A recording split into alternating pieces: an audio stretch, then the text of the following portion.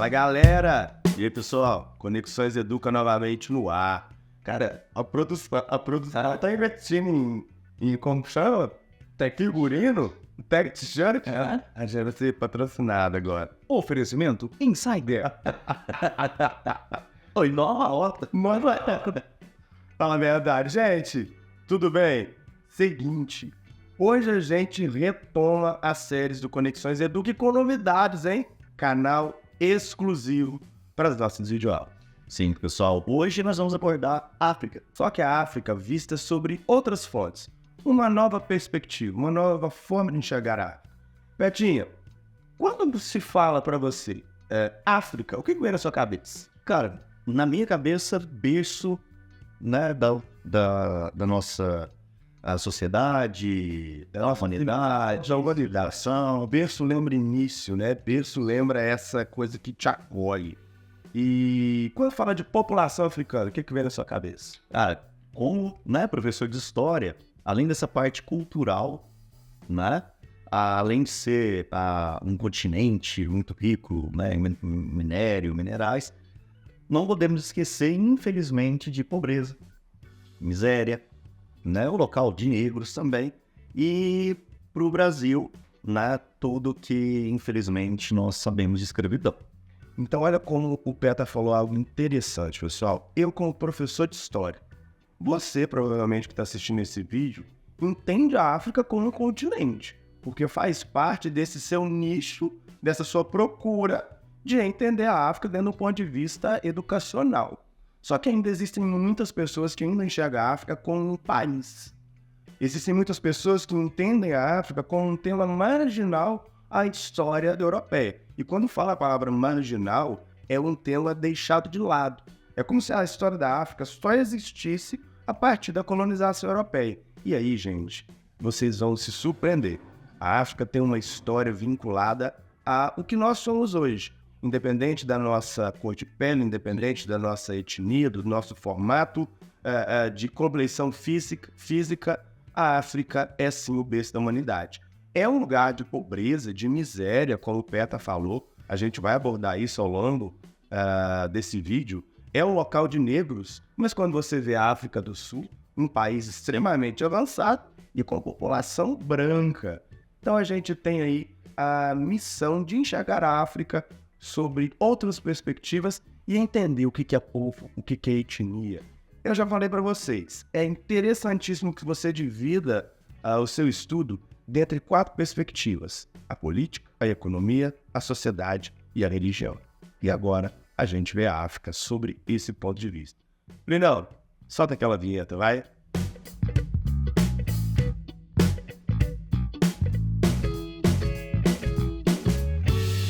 Pessoal, então bora lá. Vamos começar com a organização política, tá? São várias formas de organização política no continente, né, baseando em clãs, linhagens e grupos étnicos. Essas organizações se originaram há cerca de 3.000 anos antes de Cristo. E em algumas regiões ainda é comum, né, essa autoridade política baseada em clãs. A partir desses clãs se formavam chefes políticos que garantiam direitos fundamentais do indivíduo, como direito à herança, ritos funerários, direito de defesa em disputa de propriedade, direito à defesa em caso de violação dos costumes do clã e uma série de outras situações. Além dos deveres, né? Sim. Por sua vez, eles estão ligados à família. E para o clã, é responsabilidade do líder zelar pelo bem coletivo, pelo trabalho coletivo e principalmente por um trabalho colaborativo.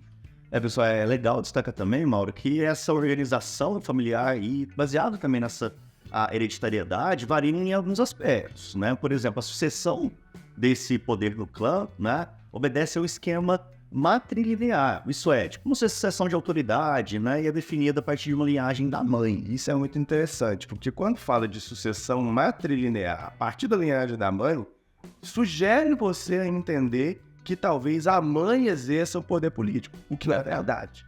O que refere-se à ideia de matrilinear é a ideia de sucessão política, mas vale destacar que não se trata de autoridade matriarcal, que é diferente do matrilinear, onde a mãe teria o poder e a autoridade. No caso, essa autoridade política é exercida pelo pai, que é a ideia de patriarcado. E a transferência de autoridade ocorre de homem para homem, só que vinculado à família da esposa. Complexo, né?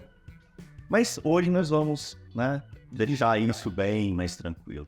Pessoal, além dessa organização de clãs, podemos enxergar o continente africano também como um mosaico político, né, que contém monarquias, parlamentos e repúblicas.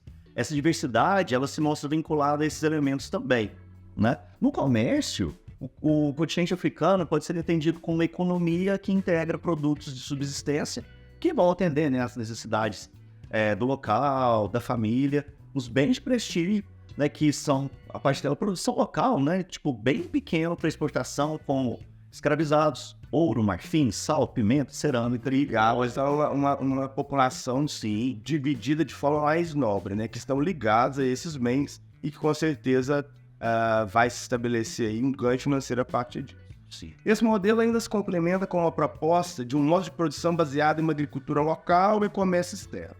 Ao longo do tempo, o comércio entre as regiões do continente era feito por meio de rotas, que integravam ali o Mediterrâneo, né, que separa a África da Europa, e que foi intensificado pela presença muçulmana. Outra coisa interessantíssima que eu particularmente acho do continente. A presença muçulmana ao norte do continente africano mostra o que a gente daqui a pouco vai abordar, que são as questões religiosas, mas que dá para a gente uma dimensão do Islã saindo da Península Arábica a partir do século VII, ocupando parte da Ásia, passando por todo o norte da África e chegando até mesmo à Península Ibérica.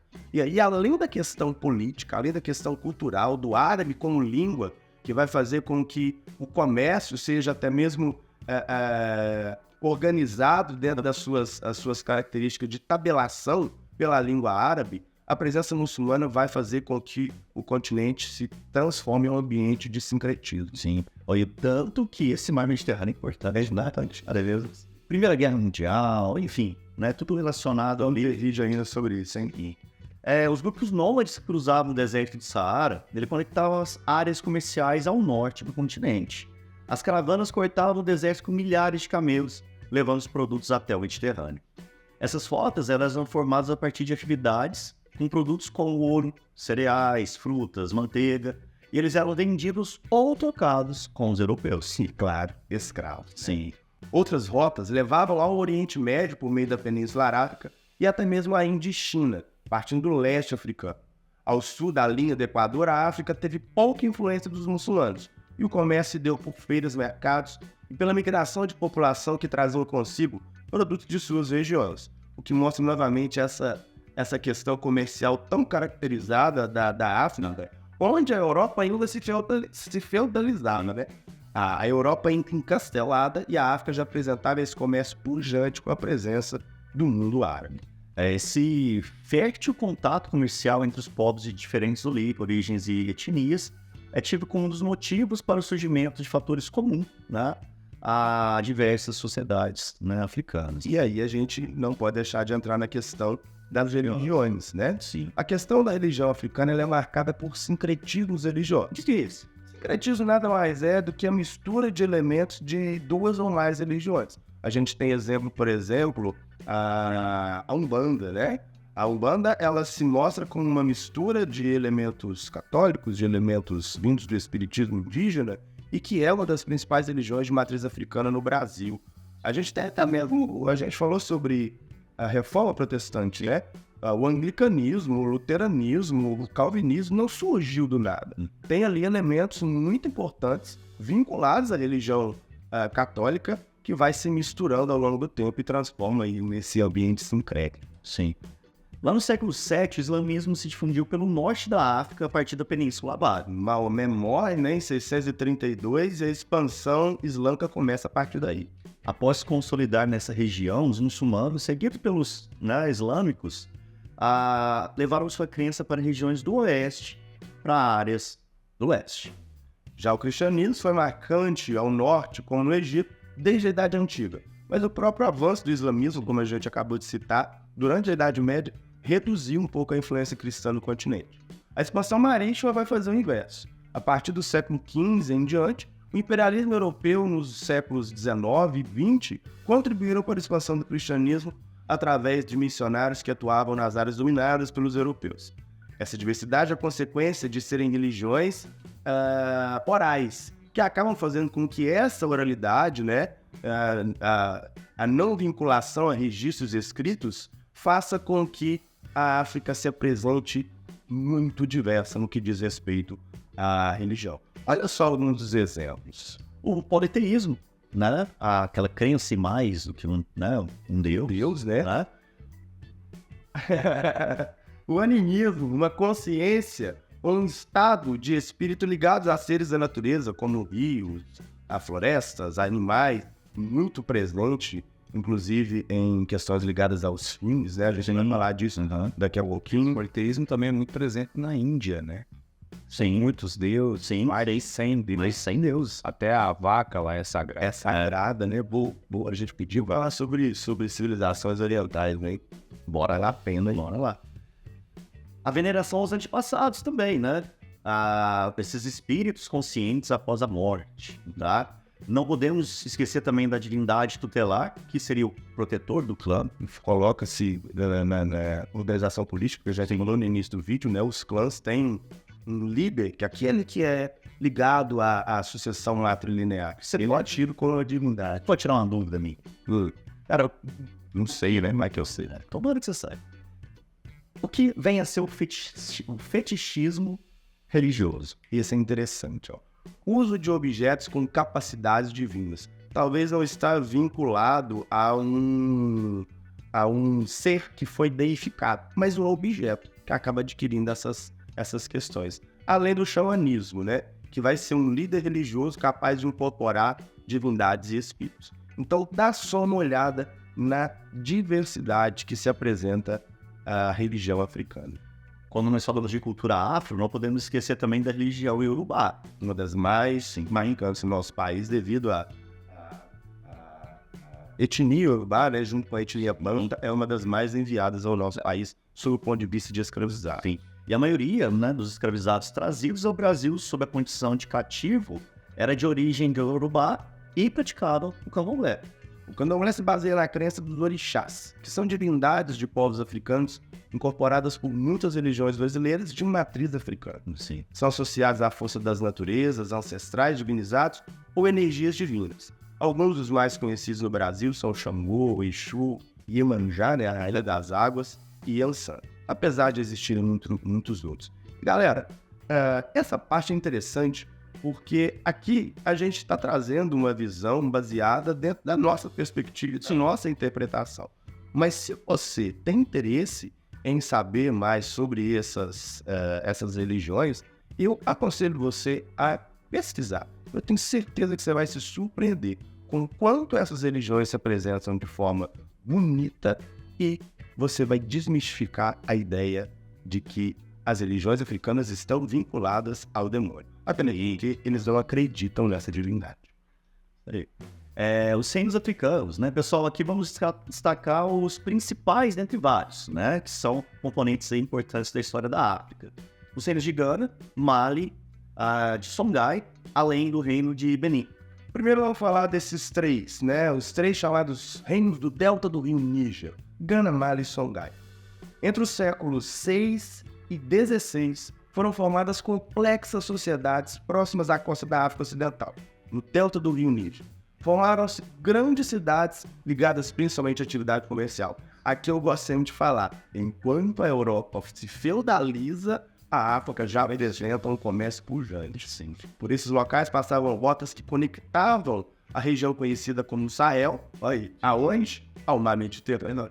Assim, as caravanas de mercadores colaboravam para a formação de grandes civilizações, como os reinos de Gana, Mali e Songhai. Falando sobre o reino de Gana, né, o primeiro grande reino da região foi o reino de Gana. Ele existiu entre os séculos 6 e 13, né, e que garantia sua força através do comércio de ouro de regiões centrais ao sul e do sal que vinha do Saara. E é interessante como aqui você deve pegar aí suas anotações e fazer aí essa linha de tempo.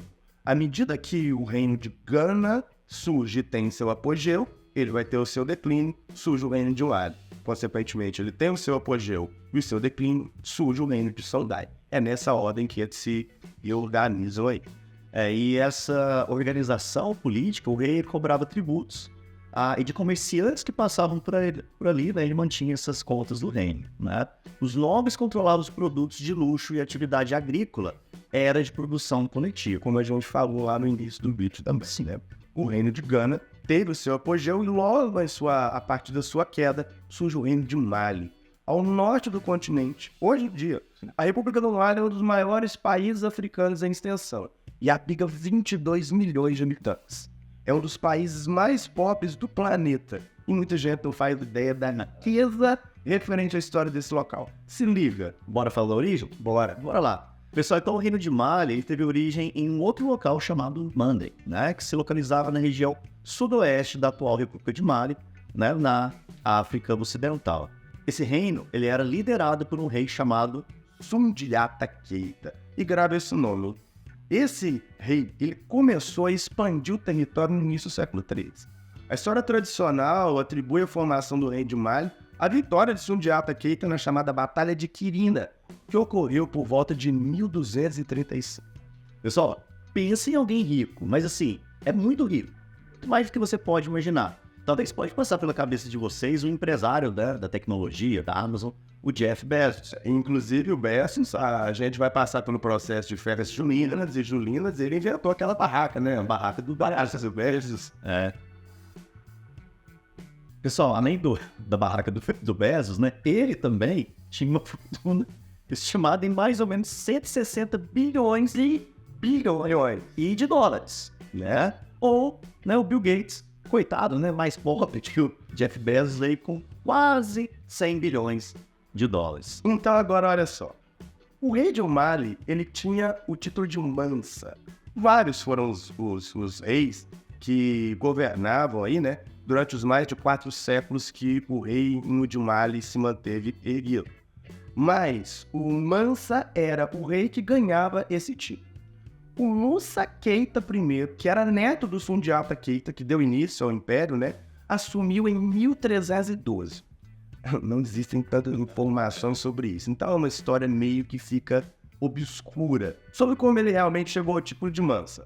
Mas então a gente vai pesquisar e vai fazer um vídeo sobre isso. Mas enfim, ele no auge da extensão do Império de Mali, né, que abrange o atual território de Mali, Senegal, Gâmbia, Guiné, Níger, Nigéria, Chad e Mauritânia, na costa oeste da África, numa área de aproximadamente 1,2 milhões de quilômetros quadrados. Né? Olha só isso. Pessoal, o rei ele iniciou uma caravana de mais de 6 mil quilômetros até a cidade de Meca, sagrada, né, para o povo aí muçulmano. E aí você já faz aquela pergunta, bom, se o rei iniciou a caravana até Meca, qual que era o principal objetivo dele? Ele havia se convertido ao islamismo, né? Abrindo um parênteses aqui, não sei, né, você, Mauro, não aí, se vocês viram o que aconteceu, né, na última peregrinação a Meca, por causa do calor, cerca de 1.400 pessoas durante a adoração à Pedra Negra, né, perderam a vida. Mas, enfim, voltando, pessoal, Meca, né, sagrada ao povo muçulmano, tá? E pensando aí, pessoal, nós estimamos que essa viagem reuniu cerca de 60 mil homens. Ele não poupou? Não, nada. Né, entre soldados, civis e escravos. Né? Dentro desse batalhão havia 1.000 assistentes pessoais, né, de música. Músicos pessoais, mais de, né, uma centena de camelos que carregavam consigo, né, barras de ouro. E por isso, os valores reajustados, segundo a inflação atual, logicamente isso é uma conta aproximada, porque seria uma conta muito difícil de se fazer. A fortuna pessoal do Mansa Musa I, que vivia na região onde fica hoje o Mali, valeria hoje o equivalente a 400 bilhões de dólares. Cara, tem que trabalhar 2 semanas. Você teria que trabalhar 2 semanas para conseguir isso aí. Mas assim, que eu ganho em dólar. O equivalente a 815 bilhões de reais. Dá só uma olhada nisso, hein? Na ocasião de sua morte em 1331, essa seria a fortuna avaliada, aproximada aí sobre o Mansa Musa. Vários vídeos só ele, cara, hein? Demais. Mali, pessoal, adota uma organização administrativa semelhante a uma federação de reinos, né?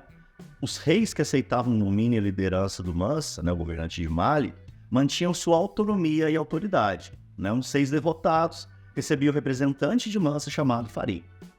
Essa estratégia de autonomia local, combinada com um exército poderoso, garantiu longa estabilidade interna ao reino de Mali, que após o seu declínio, com a morte do Mansa Musa, abria espaço para o surgimento do reino de Songhai, o nosso terceiro reino do delta do rio Níger.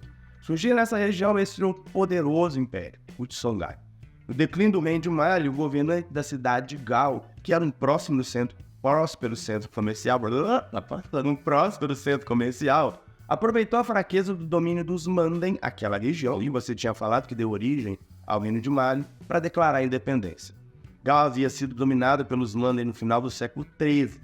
Por volta do final do século XIV, o Dia, que era o título do líder, né, da cidade de Gao, ele conquistou a independência dos Manden e estabeleceu o Império de Songhai. Sunni Ali, né, conhecido como o Grande, foi o mais importante na formação de Songhai. Pessoal, ele expandiu os domínios em direção a grandes cidades como Tombouctou e Djenné. Certo? Certo, ótimo. E centralizou a administração como capital em Gao. As grandes cidades tinham uma certa autonomia administrativa, possuíam soldados, pagavam impostos e mantinham boas relações com o rei. O restante do reino era Administrativamente centralizado. Tem dificuldade. O inglês. O reino também possuía grandes centros comerciais à beira do rio Níger. Seu poder permaneceu até o final do século XVI e foram intensos os contatos entre Songhai e os portugueses, que passaram a estabelecer relações com o litoral do continente a partir do século XVI. Em 1591, tropas marroquinas tomaram o território e puseram fim ao reino de Songhai. Eu vi que comentou, né, sobre o litoral e tudo mais. Mauro, quando vocês vão lá pro litoral, vocês usam bermuda ou Songhai?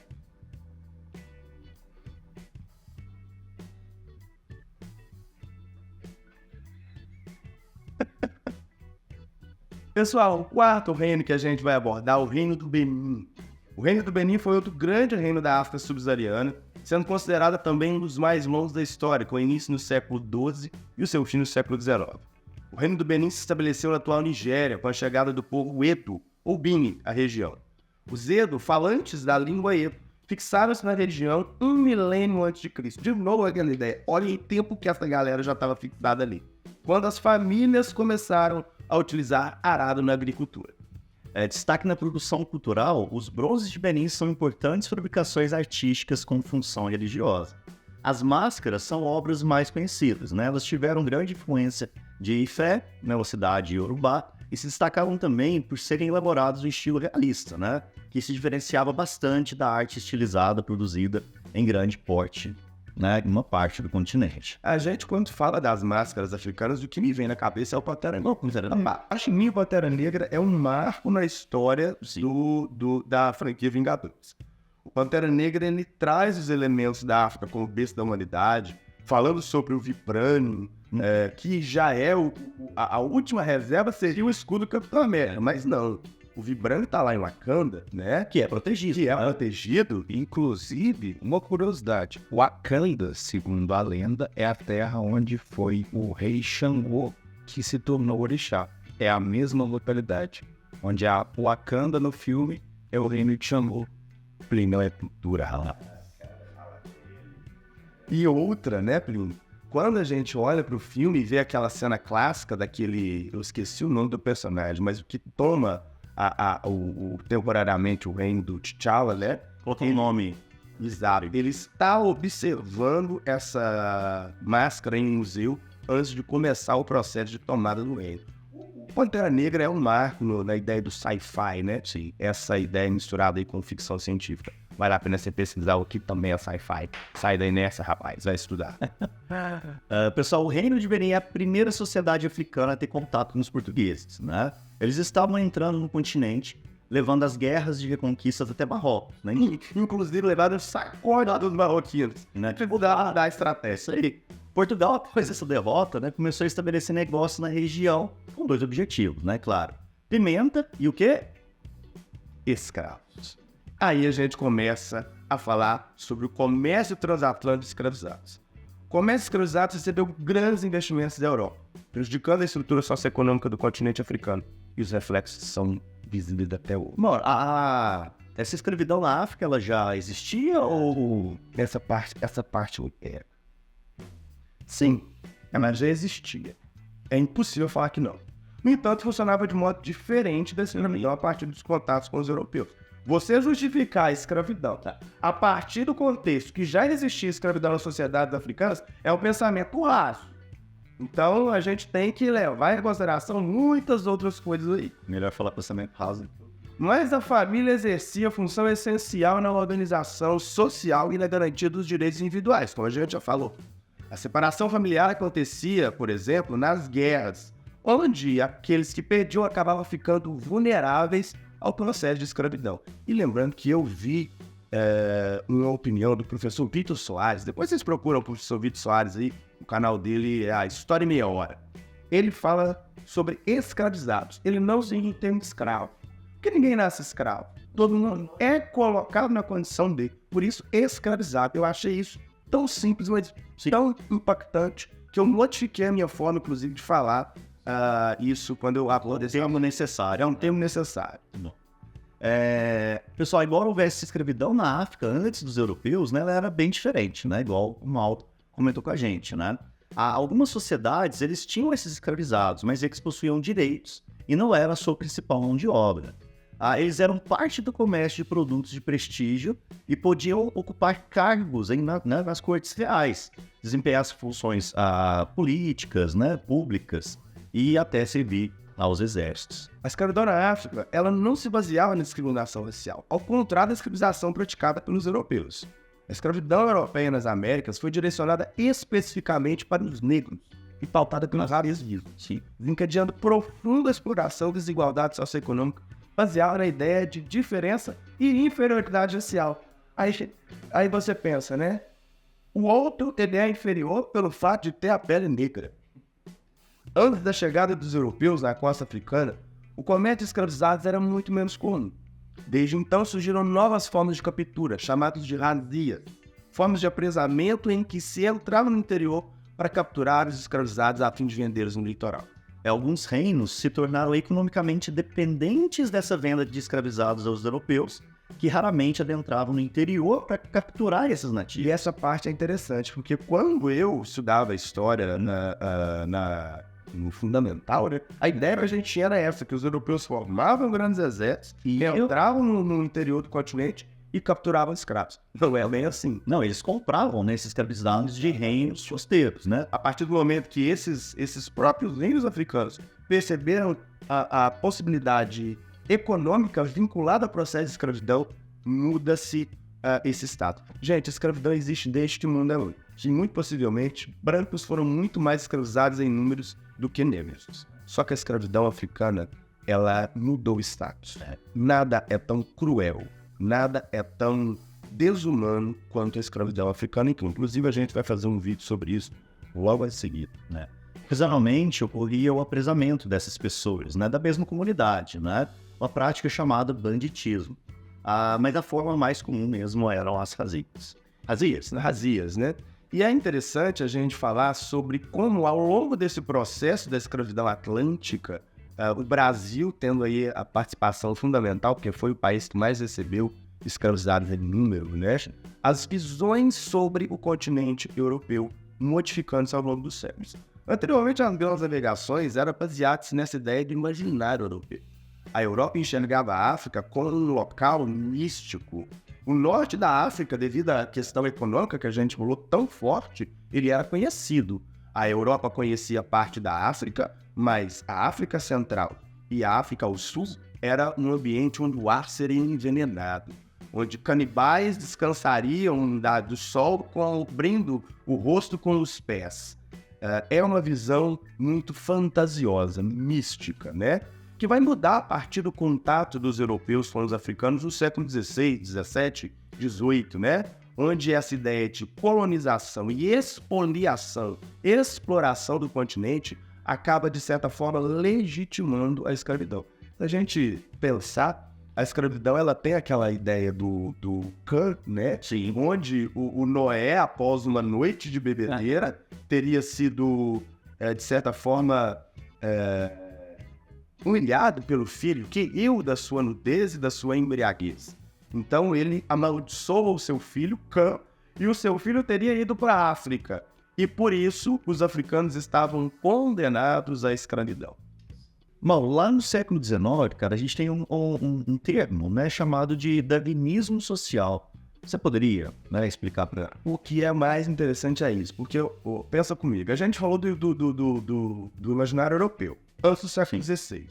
Depois colocamos o século XVI, XVII, XVIII, a gente passou aí 4 séculos. Então, o que era de se esperar da visão em relação ao continente africano?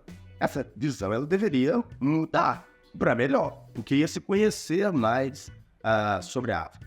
Mas no século XIX, isso é reforçado pela teoria do darwinismo social. Pega-se ideias de Darwin, onde poderia se observar a evolução das espécies na natureza, e aplica ela na questão humana. Lembra do que eu falei anteriormente da ideia religiosa? Já que a ideia religiosa não servia mais para legitimar a escravidão, agora buscava-se um modelo científico.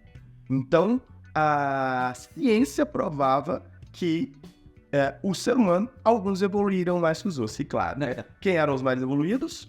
Os brancos. Onde é que estava a riqueza? Na Europa. Onde estava a pobreza?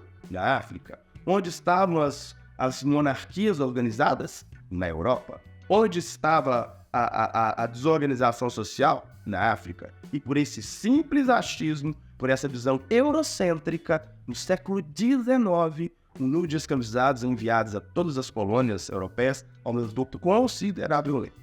E lá no século XX, né, esses avanços nos estudos referentes ao continente e busca pela quebra de visões distorcidas, né? Exatamente, por isso que a gente está fazendo, né?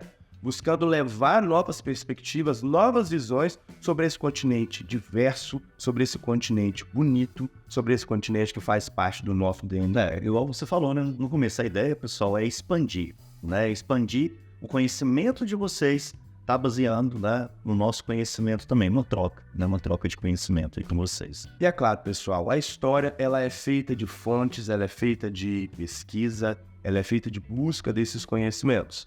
A história, ela aproxima as nossas possibilidades de trocarmos ideias, mas ela tem diferentes pontos de vista.